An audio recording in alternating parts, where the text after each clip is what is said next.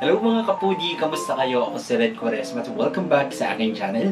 At kung bago pa lang kayo sa aking channel, huwag niyong kalimutan na mag-subscribe at sipahin na rin tayo ni bell button doon sa baba para updated kayo kung meron ako mga bagong video na i-upload dito sa aking channel. You know? At para sa video nito guys, magte-taste test na naman tayo.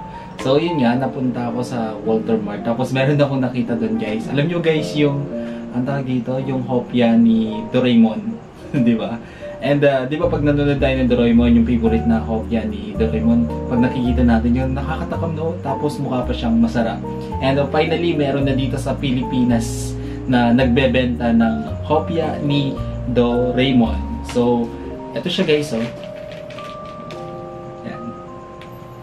Dorayaki pala talaga yung pangalan ng hopya ni Doraemon guys. Basahin natin sa likod.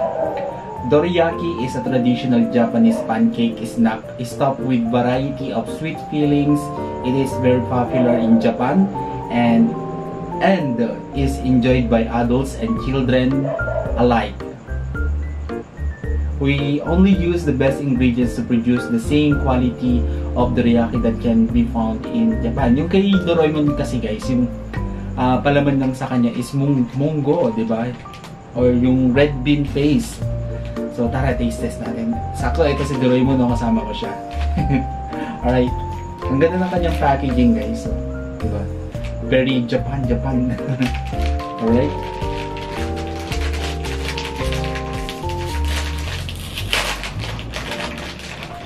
Sa loob, makikita natin yung ganito. Para maging fresh yung pagkain, diba? So ito na guys.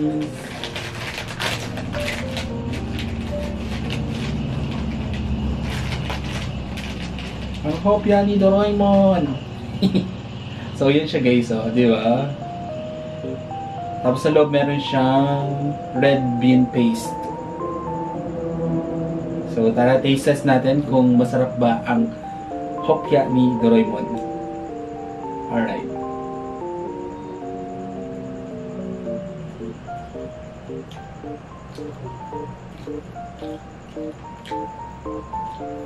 Masarap naman siya guys.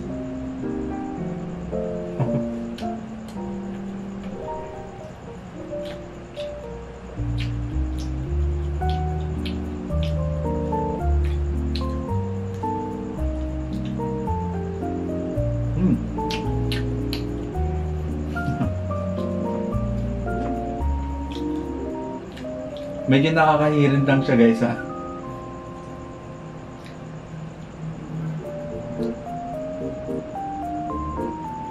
Para siyang pancake na nilagyan ng red bean paste. Ganun siya guys.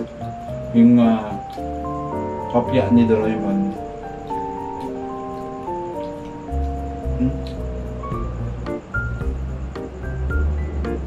Masarap to kung may ka-partner siguro na kape.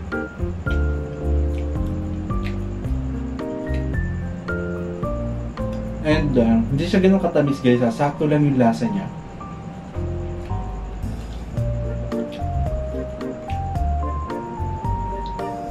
Sa akin guys, ang tawag dito, nakakabusog siya. Meron niya, nabubusog na ako ha. Sa ganito lang nakakabusog na siya. Ganito pala yung lasa ng dorayaki. So, ito guys pala is Japanese pancake.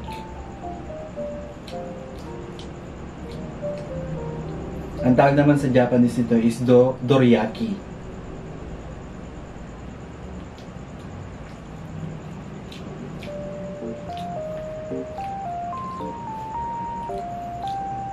Kung i-rate ko siya guys, bigyan ko siya ng 7 out of 10. Try nyo din.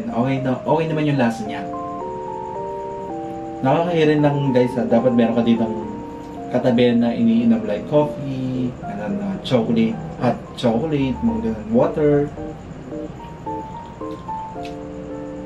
Nakakabusog talaga siya. Ang bilis bumigat ang tiyan ko. Guys, isa lang to ha. Ganyan lang siya kalaki. Tapos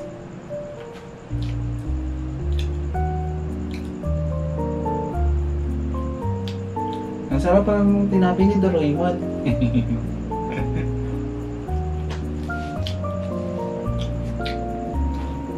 Speechless. Alright, kung nagkasalan ito guys, bigyan nyo ito malaking likes. Mag-comment kayo kung meron kayong mga request, sabihin na pwede kong pwede sa akin channel. Bye!